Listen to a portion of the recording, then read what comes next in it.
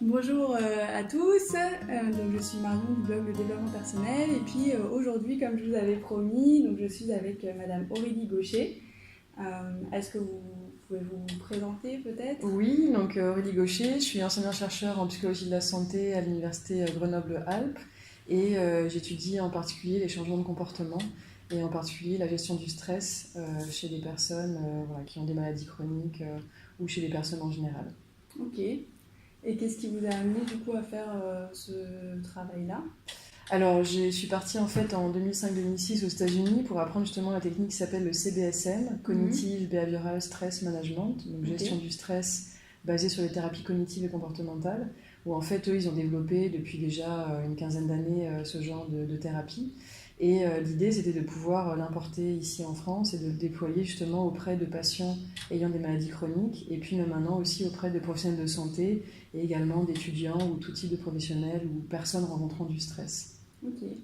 Super. Et donc du coup, quand vous dites personnes qui rencontrent du stress, est-ce que c'est des gens qui sont vraiment malades de ça ou ça peut être n'importe qui? Alors c'est vraiment pour tout le monde. Là, je vois, je le déploie beaucoup auprès des étudiants, par exemple, donc dans le master de psychologie, hein, et je leur dis bien que c'est à titre aussi bien personnel que professionnel. Et Mhm. souvent, quand on me pose la question qui est stressé, on a la moitié des étudiants, plus de la moitié même, qui lèvent la main. On propose également dans un master pour des personnes qui sont soit pharmaciens, soit internes en médecine. Et donc pour eux aussi, souvent, c'est très utile, puisqu'il y a quand même beaucoup de stress, beaucoup de pression dans ces professions-là. Donc l'idée, c'est pas forcément d'être malade de stress, mais à partir du moment où on sent qu'on a quand même pas mal de stress et parfois du mal un peu à le gérer, ça Mhm. peut être utile d'avoir recours à ce genre de technique. Ok, d'accord, super. Et du coup, par rapport à la technique, qu'est-ce qui vous semble le plus important, par exemple, dans une journée type, un peu, est-ce qu'il y a des choses qu'on peut appliquer facilement chaque jour, que ce soit le matin ou le soir ou dans la journée, Ouais. qu'on peut faire Alors, donc, je vais juste quand même décrire un tout petit peu la technique Oui, pour bien sûr. voir un peu en quoi ça consiste. Donc, l'idée, c'est normalement de prendre en charge un petit groupe de participants, donc entre 8 et 10 personnes. Et donc, le fait que ce soit en groupe et qu'on ait également la thématique autour de la gestion du stress, on fait aussi un peu de relaxation au début de chaque séance. Mhm. Donc, typiquement, la relaxation, c'est quelque chose d'assez simple. On peut juste se centrer, par exemple, en 3 minutes par jour sur sa respiration Mhm. ou juste essayer d'écouter, par exemple, ça peut être un fond musical ou des bruits de la nature ou je ne sais quoi. Mais en tous les cas, il y a des relaxations assez simples qu'on peut faire, ou aussi ce qu'on appelle la contraction musculaire, la PMR, Mhm. où en fait en contractant et décontractant les muscles, assez facilement, on arrive à un état de relaxation, et en faisant ça quotidiennement, on sait que ça déjà, ça va permettre de détendre pas mal les personnes. Donc ça, c'est une première chose qu'on peut faire régulièrement, se Mhm. prendre 3 minutes et juste soit se focaliser sur sa respiration, soit prendre un petit temps où on se ressente sur soi, à l'aide soit voilà, ça peut être aussi d'une musique ou d'autre chose. Donc ça, c'est quelque chose qu'on propose. Après, pour chaque séance, on a des thématiques sur, par exemple, apprendre à repérer ses symptômes de stress, Mhm. à essayer aussi de repérer ce qu'on appelle les pensées déformées, donc les Mhm. pensées automatiques. On en a tous, par exemple, se dire à un examen, je vais pas y arriver, ou je suis nul, etc. C'est des choses qu'on a tous et dont on se rend compte que finalement, quand on en prend conscience, on peut arriver à les modifier. Mhm. Donc ça aussi, c'est aider les participants à modifier les pensées automatiques déformées avec ce qu'on appelle la restructuration cognitive. Mhm. Et c'est aussi apprendre à mieux gérer son stress avec des stratégies d'adaptation qui vont permettre d'être plus ou moins adapté par rapport à la situation. Et puis il y a aussi toute une partie sur la gestion des émotions et notamment de la colère et sur comment apprendre à mieux s'affirmer et Mhm. comment aussi avoir un bon soutien social. Donc ça, c'est le contenu de l'ensemble de la Mhm. session. Ok, donc effectivement c'est très riche. Bon, moi Mm. j'avais eu la chance d'avoir quelques cours aussi avec vous, donc Oui. j'avais découvert aussi ces techniques-là. Du coup, est-ce que, par exemple, est-ce qu'on peut peut-être donner un exemple d'une pensée déformée? Comment est-ce qu'on peut utiliser en fait cette technique-là Mm. par rapport à un stress qui peut arriver Oui. Alors, on peut imaginer, par exemple, avant d'entrer dans un d'embauche, par exemple, souvent on a tendance à se dire, ma mince, pourquoi est-ce qu'ils m'ont appelé, je vais pas y arriver. Et donc, plus on se dit ça, plus forcément on va être en état de stress et d'anxiété, et plus le risque, ça va être que le jour J, effectivement, on se mette à bafouiller, à pas être comme on aurait voulu faire réellement. Donc l'idée, ça va être de découper en fait un peu avec des colonnes les pensées déformées qu'on peut ressentir et d'essayer de les modifier. Par exemple, si je me dis, qu'est-ce que je dirais à un ami dans la même situation que moi, je lui dirais, ne t'inquiète pas, si ils t'ont appelé, c'est que ton CV correspondait, donc tu as les compétences requises pour ce poste-là, et puis il n'y a pas de raison de t'inquiéter, ça va bien se passer, tu vas présenter correctement, etc. Et donc on peut aussi s'entraîner. Donc là, ça va être des stratégies de coping, c'est répéter le plus possible, et puis imaginer les questions qu'on va se poser. Et puis l'autre aspect, c'est essayer de modifier les pensées déformées, et plus je me dis finalement j'ai de bonnes chances d'y arriver, plus je vais y aller serein, et plus j'ai de chances que effectivement mon entretien se passe bien après. Ok. Donc du coup, la première chose, ce serait donc la relaxation, à peu près 3 minutes par jour. Ensuite, la restructuration des pensées, le fait de se raisonner, en gros, éventuellement faire comme si on donnait conseil à un ami, voilà, pour arriver à retrouver un peu du positif quelque part dans ce qui nous arrive. Et puis ensuite, tout à l'heure, vous parliez de changer même ses comportements, c'est ça ? Oui. Alors les stratégies de coping, on sait qu'il existe surtout 2 grands types de stratégies, ce qu'on appelle centré sur le problème ou centré sur l'émotion. L'idée, c'est un peu de se dire, lorsque j'ai un stress, quels sont les éléments que je peux contrôler et ceux sur lesquels, au contraire, j'ai pas de contrôle. Par exemple, je peux prendre une situation qui peut me stresser au quotidien. Tous les matins, j'ai une demi-heure de bouchon pour venir au travail. Eh bien, soit je change concrètement la situation, donc auquel cas, j'essaye de me focaliser sur le problème en me disant, est-ce que maintenant je peux prendre mon vélo ou essayer de prendre les transports en commun et donc du coup, je vais pouvoir lire dans ce temps-là. Donc faire autrement. Soit si vraiment j'ai pas le choix de prendre ma voiture, eh bien alors je vais essayer de changer ma perception de la situation.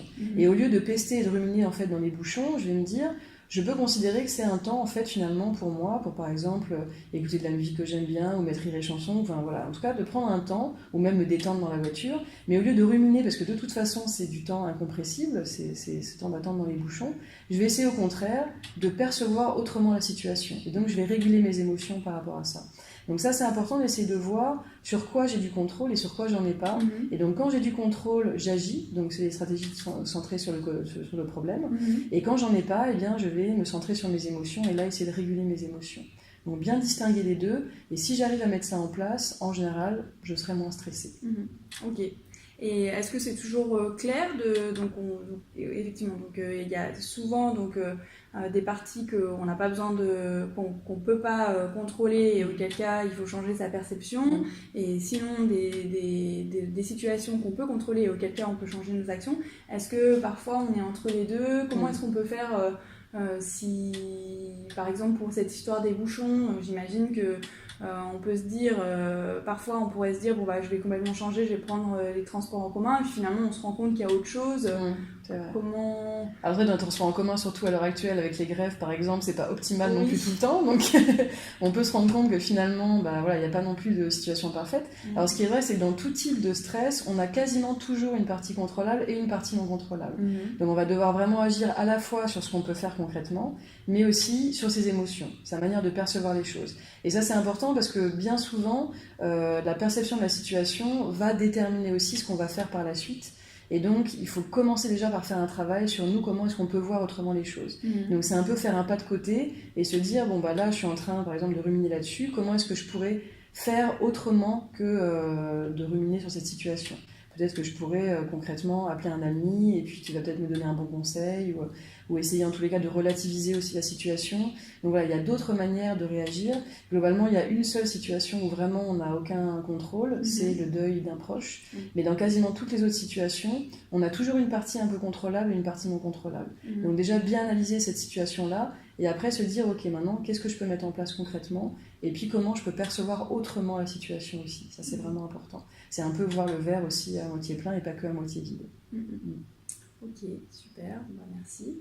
Tout à l'heure, vous aviez parlé aussi du coup du soutien social. En quoi ça consiste exactement par rapport à cette gestion du stress, des émotions ? Alors on sait que le fait d'avoir un bon soutien social, déjà c'est gage de qualité de vie en général et de bien-être émotionnel.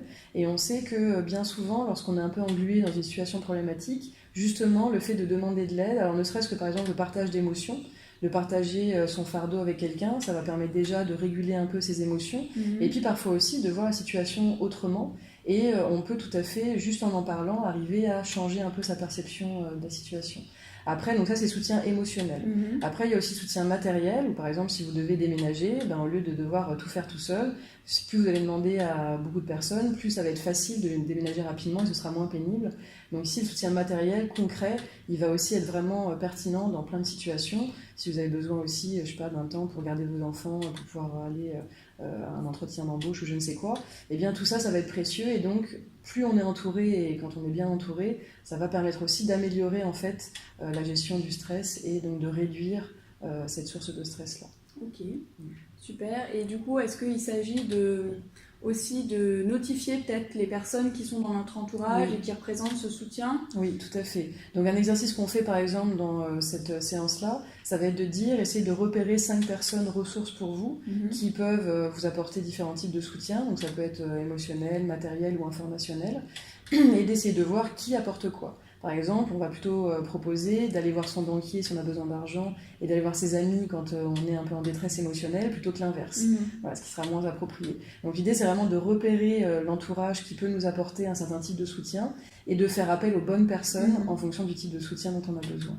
Ok, d'accord. Donc effectivement, identifier qui on a qui est important comme soutien, et ensuite s'adresser aux bonnes personnes. Oui. Ok. Super. Et du coup, si je reprends un petit peu ce qu'on avait vu, donc dans ce qui est important pour arriver à gérer son stress ou bien ses émotions, il y a donc le fait de prévoir des temps de relaxation de quelques minutes. Ça peut être chaque matin ou bien c'est... Alors ce qui est important, c'est de le choisir en fonction de son emploi du temps. Donc c'est la personne qui choisit le moment le plus propice pour elle dans sa journée. Ça peut être sur une pause déjeuner, ça peut être avant de se coucher, ça peut être... Voilà, donc c'est vraiment ce qu'il faut, c'est avoir au moins 3-4 minutes tranquilles où on sait qu'on n'est pas interrompu. Donc on va couper le téléphone, on va se mettre quelque part où on se pose. Mais ça peut même être parfois, même dans les transports en commun par exemple, on peut profiter de son temps de retour à la maison et se dire tiens, je ferme les yeux pendant 5 minutes et j'essaye de me détendre plutôt que d'être sollicité en permanence par ce qui nous entoure. Donc vraiment choisir le moment qui nous convient, où on puisse idéalement quotidiennement, mais le plus souvent possible dans tous les cas, avoir ce temps vraiment où on se ressource tranquillement, juste focaliser sur sa respiration, ou juste d'avoir un temps où on peut se poser tranquillement. Ok, super.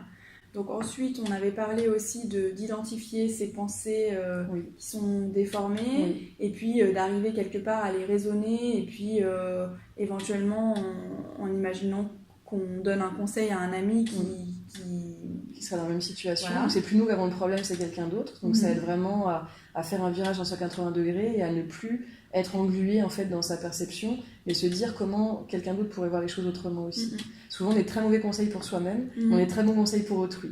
Donc qu'est-ce que je dirais à un ami dans la même situation? Souvent les gens arrivent à se décentrer et du coup à trouver des éléments qui marchent bien. Après il faut se les appliquer à soi par contre. Oui. Et se dire ce qui est valable pour autrui est valable pour soi. Ok. Mais déjà en tout cas de faire la démarche, probablement que ça aide. Oui. Et juste déjà, même juste se dire c'est une pensée déformée, déjà ça va permettre d'aider à pas être collé en fait à sa pensée.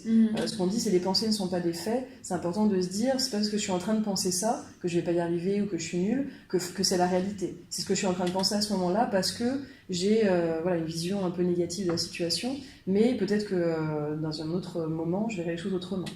D'accord. Donc ensuite, il y avait le fait d'adapter du coup les stratégies des actions, qu'on appelle le coping dans la thérapie que vous enseignez, et puis donc d'adapter en fonction de si y a des éléments qu'on peut changer dans l'environnement ou bien au contraire si on ne peut rien contrôler. Tout à fait. D'accord. Ensuite, donc il y avait l'importance aussi du soutien social, et puis donc le fait de savoir identifier les personnes de notre entourage, et puis aussi de s'adresser à elles, mais pour les bons besoins. Absolument. Ouais. D'accord. Et puis je crois que c'est à peu près... on a fait le tour. Oui, ça me semble pas mal. Merci beaucoup en tout cas pour cet entretien. Merci qui est à vous. Super riche. Et puis j'espère que ça servira du coup à toutes les personnes qui J'espère aussi. Qui vont regarder les vidéos. Merci. Merci à vous.